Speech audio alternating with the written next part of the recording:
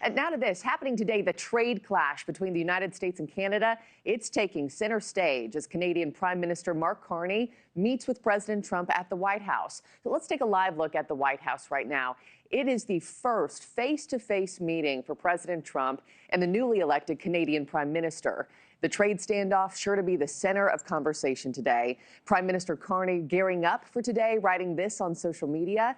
He said, quote, "Canada and the United States are strongest when we work together." And that work starts now.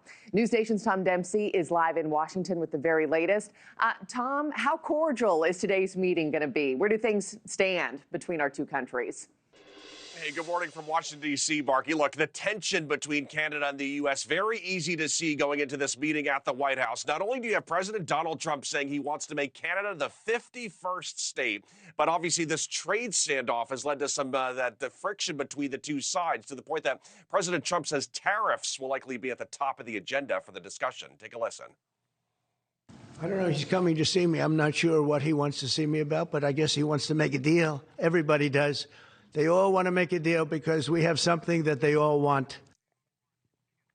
Today's meeting at the White House marks the Prime Minister's first in-person meeting with President Trump. And since his recent election win, Prime Minister Mark Carney, he ran on a platform of Canadian unity in the face of President Trump calling to make Canada part of the United States, as well as those 25% tariffs on Canadian imports that further soured relations between the two countries and have led to some Canadians boycotting American products. A recent YouGov poll found that more than half of Canadians consider the U.S.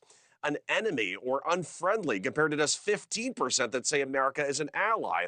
Also of note that Canada has served as definitely a top trading partner for the United States. Last year, Canada was the top destination for American exports, with U.S. total goods traded with Canada last year coming in at over $750 billion.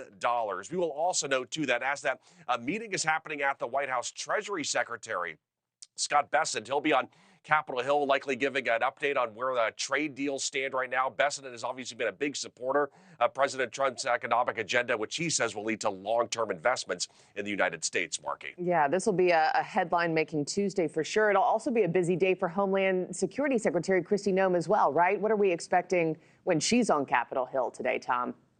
Yeah, also of note with Homeland Security Secretary Kristi Noem, she's going to be testifying in front of the House Appropriations Committee, talking about this $43 billion boost that President Trump wants to make to the Homeland Security Department's budget. So to dive into that a little bit further, again, a $43 billion boost, that would include billions of extra dollars going towards continuing the Trump team's mass deportation efforts, as well as finishing the border wall and providing more tech for border operations. That plan also calls for putting more money towards enhancing local and state security for the 2026 World Cup, as well as the 2028 Summer Olympics.